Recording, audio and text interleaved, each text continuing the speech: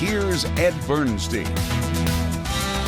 Hey, I know you're always wondering what to do in Las Vegas. Well, nobody knows better than my next guest, Johnny Katz, from page 3 of the Las Vegas Review-Journal. Hello, sir. Hi. Hey, do you refer, like in New York, it's a big thing, like page 6, right? Yeah. I mean, are we starting to get that reputation here? Page 3? Yeah. How I describe it is I'm on page 3A every day and online all the time. There you go. The column is called Katz. And that's what it is. Page 6 is defined as page 6 and always has been. That's the actual title of it. But it's kind of it's a Las Vegas version of that, more or less. And page, look, other than page 1, what is the second best location? In print, it's that. It's page 3, It's right? page 3 because the flip right-hand over. read, yeah. Up on top. And I've get people telling me that all the time who still read the paper, right. Is when they flip it over, there it is. And how important is, you mentioned about the online sites, how important is that today compared to page 3? I can tell you that the emphasis and the energy in my industry and my company is to digital, is to the web. And when we think about how to present stories, it's usually digital first, and then we roll it back into the print edition. The future of our industry, even though we still get a lot of attention and revenue and prominence from print, is digital. We're having these discussions in our company right now about how to maximize our presence in the digital age, and there's a great deal of thought and strategy going into that, and that's the future. It's a much more difficult obstacle in that when you're online, you're competing with the world. Yeah.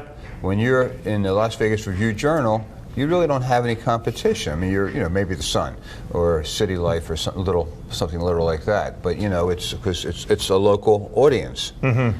Yeah. So there's a good part of that and a not so good part of that. Yeah, you're right. I know that print readers are those who live in Las Vegas, for example, right. And we are the Review-Journal is certainly the most prominent print publication in the market.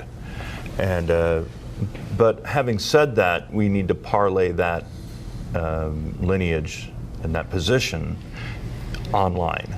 And then you're right. Then everybody has some sort of social media capacity or potential who has a phone, who has a Twitter account. You right. just go out there and throw information out left and right. And so what we do is we try to emphasize our position as an actual media company. We're a mass media company, the Review-Journal by definition. We also have social media presence. We also have mass media means we have all kinds of different platforms. We do a lot of video now. We have a video presence now. I do a podcast called Podcasts, and that's become a major emphasis. And to survive in media today, you have to be versatile and you have to be forward-thinking. You can't expect that the print model is going to sustain your company for the foreseeable future, because you can look all around the country now. It hasn't. You've had to develop, you had to morph and move with the technology and move with the attitudes of the readers in the new generations. Mm-hmm. Don't subscribe to newspapers like people who grew up with newspapers have. Right.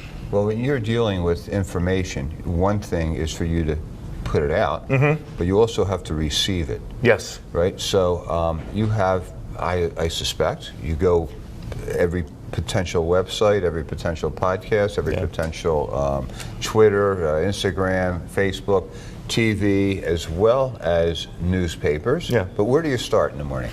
Where do I start absorbing? Getting information. Okay, you're about to write a column next week. Okay, where are you going to go first? That's a good question. Roll out of bed. I go immediately to our company's either app or Twitter feed to see what's going on that way. I hit usually a local news station or a national news station on TV. I start that way. I still get the newspaper at my home, so I go and get that. Yeah. And skim it and start there. It's usually inside my phone and on my laptop where I start. I get I get some other publications that are sent to me digitally. The Los Angeles Times being one of them in our region, and I start looking around for things that have. And my own email account has information coming in that's news. For example, Keith Urban just expanded. He's adding 4 shows, and that came to me in my email. So you get press releases from all everybody local and probably national and international, and then you must qualify this information. as to its relevancy for your audience. Yeah. I mean, right? Because you could pull a story about Brad Pitt, may not necessarily impact Las Vegas, or you can get a story about a much smaller B or C list celebrity that does impact Las Vegas. You need to make decision. What is that criteria? Well, it depends on where I plan to use the information, first of all. What we're trying to emphasize at the Review Journal and with me is that we are a regional and even a national publication that happens to be in Las Vegas. Las Vegas is an international destination. We're the primary media company in that market. And so what I do is I feel my way through if that name that you mention has any connection, any tangible connection to Las Vegas. So if Lady Gaga were to do something while she's in New York or LA, it does have a strong connection to Las Vegas because she has an ongoing residency here. She doesn't happen to be performing here right now, but she will be back. And so I look at it that way. Is this person of national interest? And if that person is of national interest, is there an intelligent connection to our city? And often there is. So that's how I look at it. When you're dealing with names, subjects who are in Las Vegas, who perform in Las Vegas, make news in Las Vegas specifically, often I will make sure that gets into the print edition for starters, because that's a local audience, and I make sure that it's sent along all of our platforms. I run it out on Twitter. I tag that person, whether it might be a resident performer here who's in the level that's not quite the superstar residency, but has been making news in Las Vegas. Matt King, who I just wrote about, is a good example of that. Who's been in Las Vegas for 20 years, very well known inside Las Vegas. Might not be the same international name that Lady Gaga is, but very important. I made sure that the column I wrote about Matt King being roasted and honored at Golden Nugget on Monday night made the print edition, and it's in the print edition now. Also a great guy. A great guy. One of my kids used to babysit for oh man. Mac. Yeah. Oh well, she was there. His daughter. And, yeah. How old is she now? I think she's 19 or 20. Oh. Okay. Yeah, she was there. She might be 21, 20, 18, 19, 20. She's that age, adult. So yeah, I remember that. Yeah, when she was born, actually. So you've been doing this for quite a while here in Las Vegas, 25 years approximately. And when you look at the entertainment in Las Vegas, it seems to me, as an outsider, that there's been some cycles going on. And I remember, maybe it started almost 20, 25 years ago, where we had the disc jockeys coming in and the nightclubs. Now I'm hearing that, hey, clubs don't want to pay the disc jockeys and kind of money they were paying them. The genre is a little bit old and dated. And then now we have these supper clubs opening up at the Mayfair, at the Bellagio. The Wynn is opening up, Delilah's from Los Angeles, and Park MGM does a jazz thing as well, right? Yeah, that's true. That we're getting into that. We're kind of the pendulum's come back a little bit. We still will have and do have superstar DJs and like EDM artists headlining at the major clubs. Hakkasan just announced their lineup that has, Tiesto is on the lineup, and Steve Aoki's, these superstar performers. Martin Garrix, I think they're going to have Calvin Harris coming in. These are our major figures in. And some of them are getting older. Yeah, well, Tiesto just turned 51 last week or a couple weeks ago. Yeah, he's a graybeard of it, but we're getting to the point now where they're legacy artists. They have multiple generations of fans.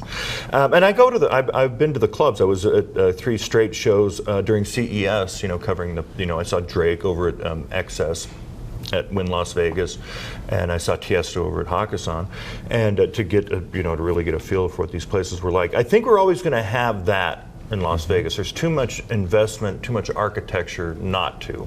But I think that the wave is crested in terms of paying these performers maybe $500,000 per performance or per weekend. I just don't think that's reasonable money. It's counterintuitive.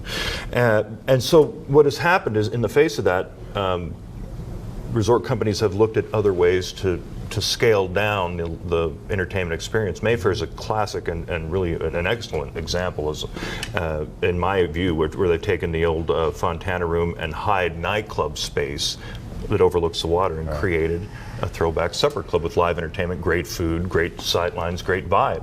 They do jazz and mixed contemporary music, throwback, with imagined, rearranged music intermittently throughout the night.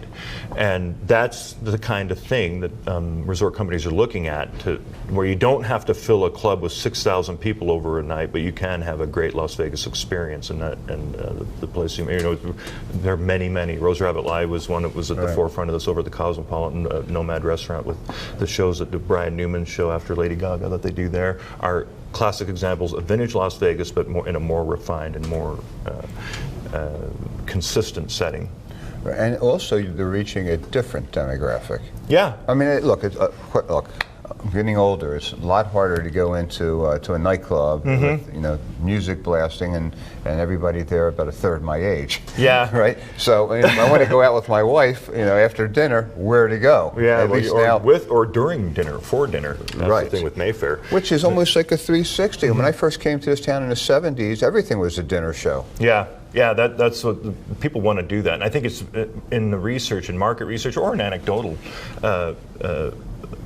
research or observations, that people want to be able to have an experience where they can eat and see something else going on all at the same time. It's more efficient. You don't, it's a little bit easier to do that. Let's face it. It's instead of having dinner and then, troping off to a nightclub or even a production show, to have all that happening concurrently and related to each other is very appealing to people. But I get it on these nightclubs. I get people asking me all the time about them.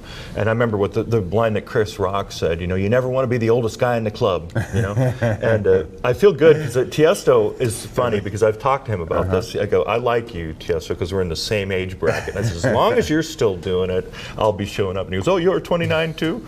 And but I think that it's not just as it's gained a little bit of breadth in its demographic. The clubs have a little bit, but as an offshoot to that, some of the companies are going after people who want to be entertained but don't feel that they need to go to something of that scale. Correct. Yeah. Yeah. So when you perform your job, do you consider yourself? Do you consider what the output? Is it gossip? Is it entertainment news? Is it news? I mean, how do you look upon what you do? By structure, it's a Man About Town column. So what through this process is me moving around Las Vegas and having these experiences and knowing prominent people and reporting back to the people who don't do that. And I don't get into gossip in the traditional sense. I like to verify. I like to at least. I might once in a while write what's called blind item, or I might go with information that is not directly sourced, but that I've absorbed that I think is right. But I don't. It's less and less. I'm less interested in who might be dating whom at a given time as I am which shows are coming into town, what movements are happening in the entertainment or resort industry, even elected officials. What's happening with them. I just saw Governor Sisolak 2 times yesterday at different events, at the Raider event and at the Strat renaming. So I think Man About Town covers it. It's kind of the old model of Herb Caen in San Francisco is the best example that I can think of it. It's Herb Caen, but with of the new age, with multimedia. Now, of course, in Las Vegas, we have becoming now a sports mecca. We have a lot of professional athletes in and around the town, more coming in, whether it's the Raiders or the Knights or the UFC or boxers or rodeo or race car drivers. I mean, they're all here, right? How big a target do they have on their back? Well, I think that something about the Raiders, especially if you want to get there, because there were a few Raider players who were present during the Las Vegas Raiders official renaming they had at the stadium site.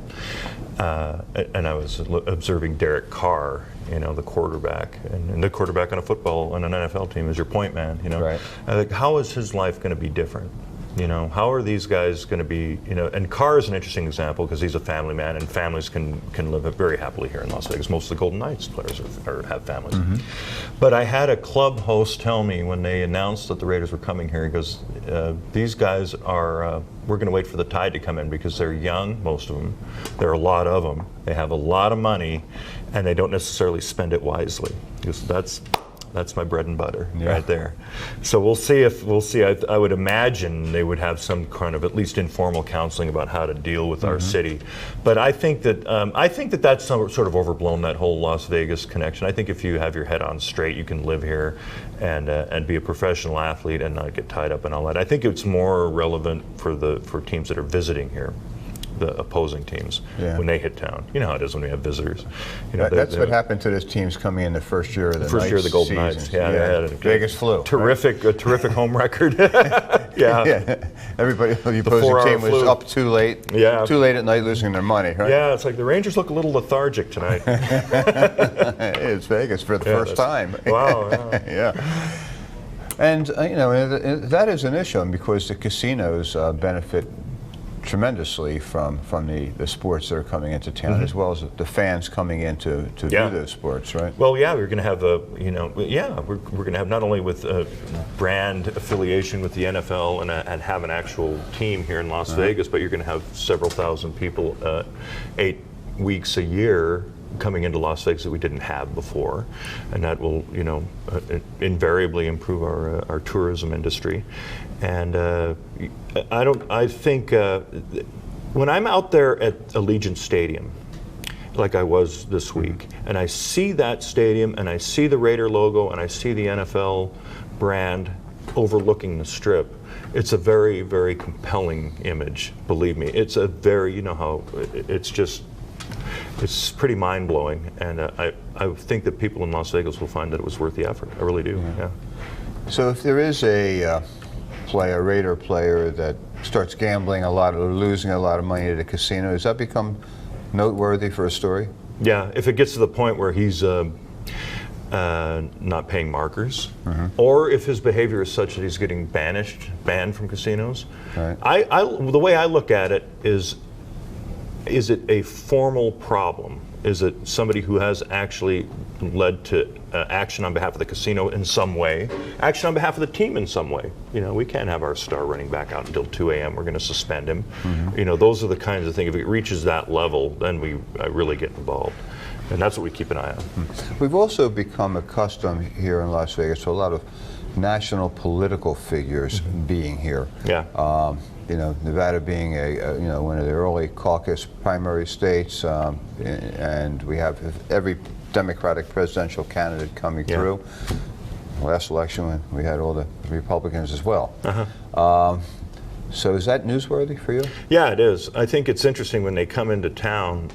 There's an example is when Joe Biden came into town early in, I don't even know if he had announced yet, but he had a fundraiser at Nomad Restaurant, and they needed somebody to perform, an entertainer to perform at Nomad Restaurant for him. So one of his people said, hey, Lady Gaga's in town and his band leader is really good. Why don't you try it and get his band in? So they recruited Brian Newman, and Newman played Nomad Restaurant for this fundraiser for Joe Biden. The people at Nomad saw that happen, and Brian was in there, and they all saw an opportunity to do something in there. Biden goes away, you know, that's a one-off. Now Brian Newman has a residency in that venue because of that moment. So you never know how it's going to all, how it's all going to spin out. But who's affiliated with whom is always interesting. The Killers, you know, have backed Jackie Rosen for Senate, for example. You know, Jimmy Kimmel was part of her campaign. Wayne Newton has been very politically active. Over the years, you know, mostly on the Republican side, but he did back Harry Reid also, and that's noteworthy because he appears and helps raise the Republican. Yeah, exactly, and he's been to the inauguration, right? And so that's how it's interesting to me. Yeah, Jimmy Kimmel, having grown up in Las Vegas. Yeah, exactly. Always to be noteworthy, right? Yeah, and especially in his case, he's very outspoken all the time. So that's how our entertainment.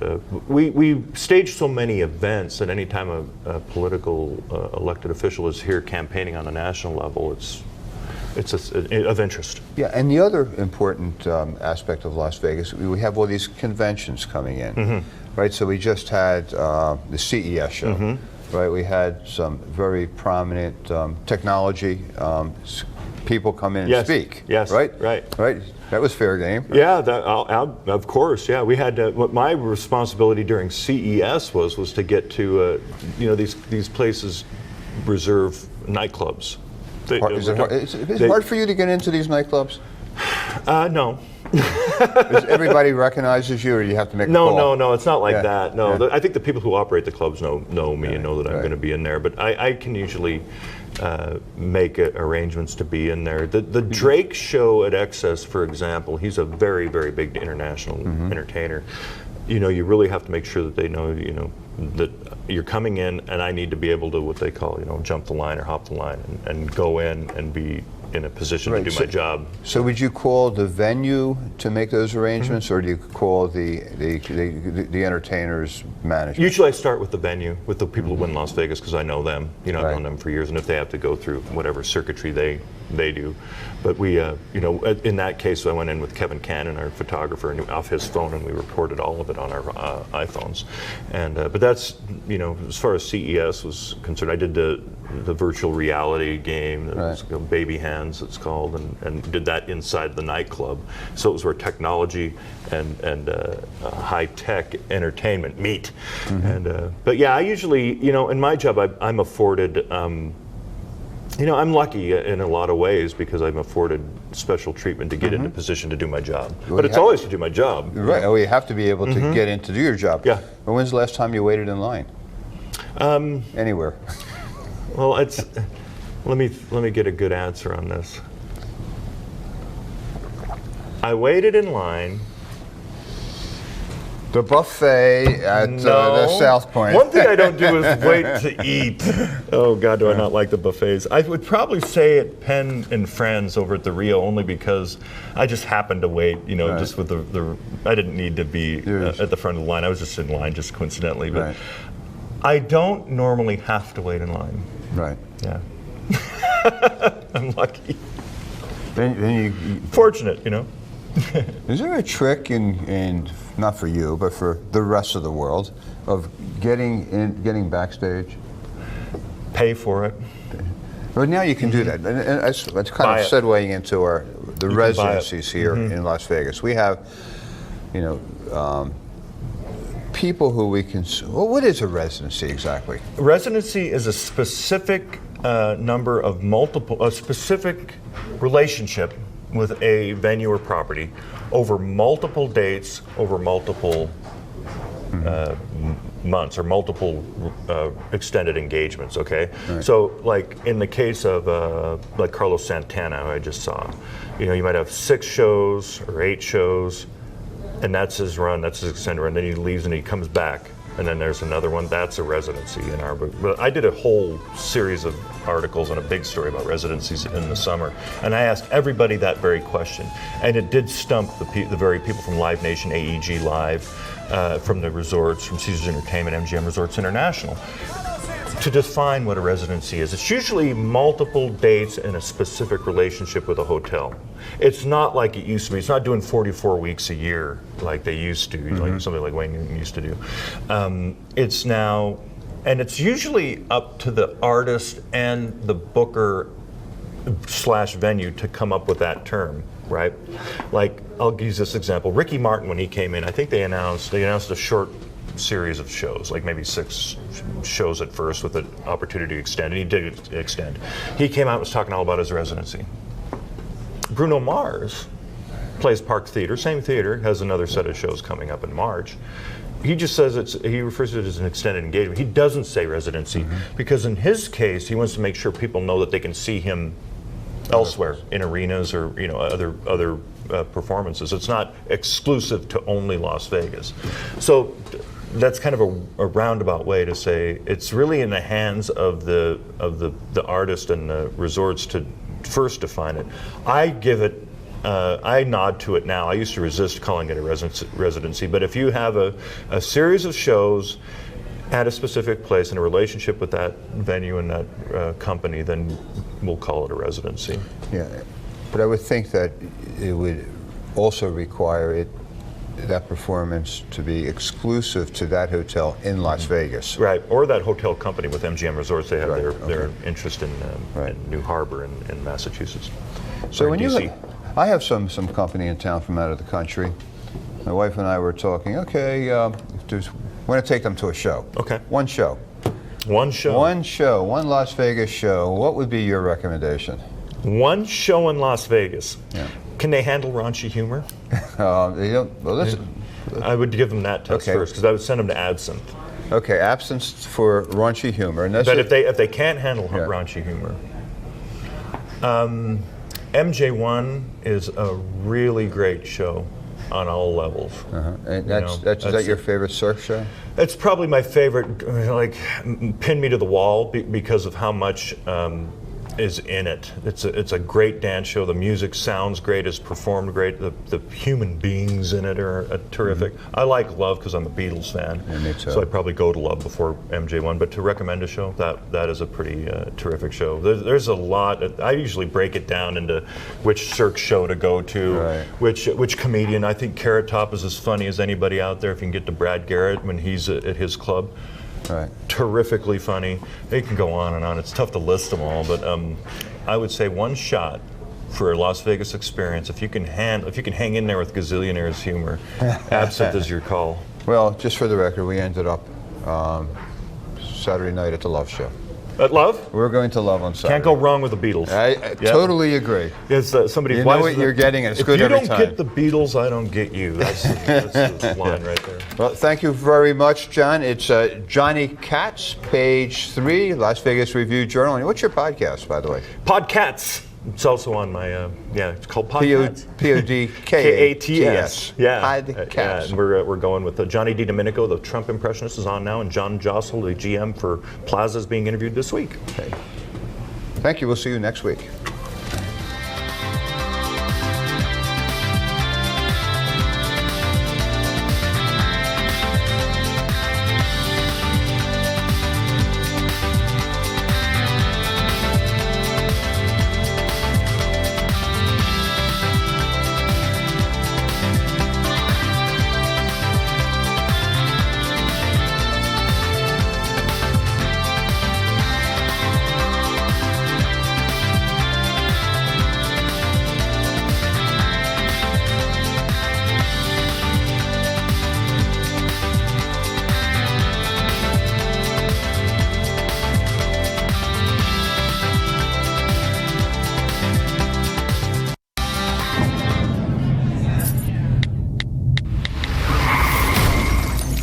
When sorry is not enough. Enough said. Call Ed. EdBernstein.com.